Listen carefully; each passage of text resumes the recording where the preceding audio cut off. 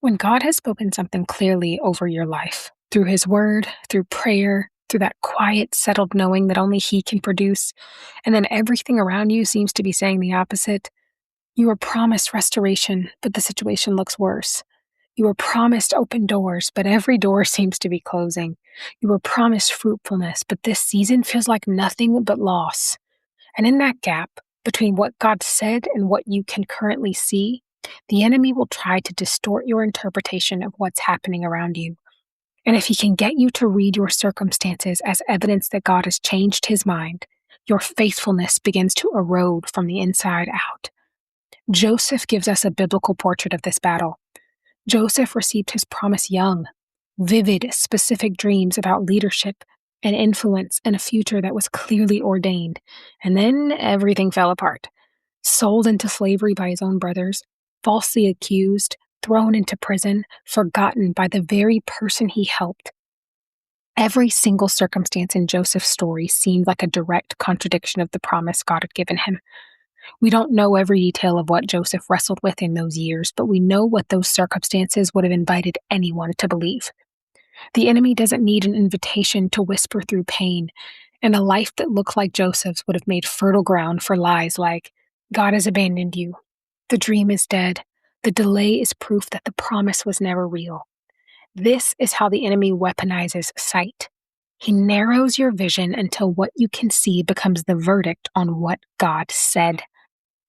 Faithfulness at its core is continuing to honor God in the unseen season, continuing to steward what He has given you, your gifts, your character, your integrity, your obedience, even when there is no visible evidence that it's producing anything.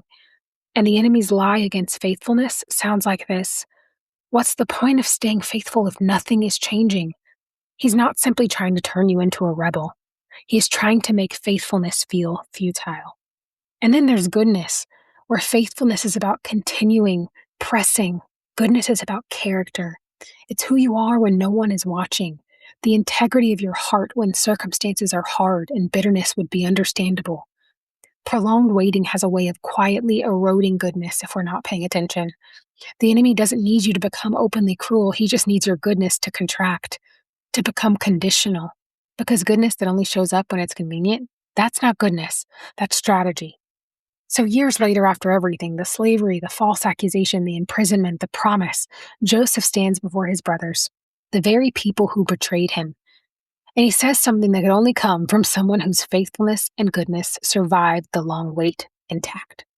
In Genesis 50:20, he tells them, "You intended to harm me, but God intended it for good." Notice what Joseph does not do. He does not deny the harm. He doesn't minimize the betrayal, but he refuses any narrative that contradicts what God had spoken. He looks back over everything and arrives at this: God was working the whole time in ways Joseph could not have seen from the middle of the story.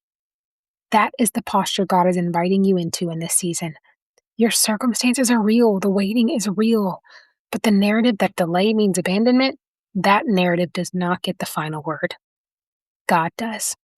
What you do in the hidden season is never hidden from God, and He is the kind of God who rewards what is done in secret.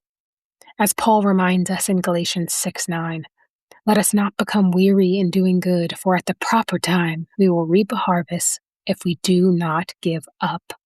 My friend, don't let the enemy's distortion of what you see steal the goodness of who you are becoming or your faithfulness in the process.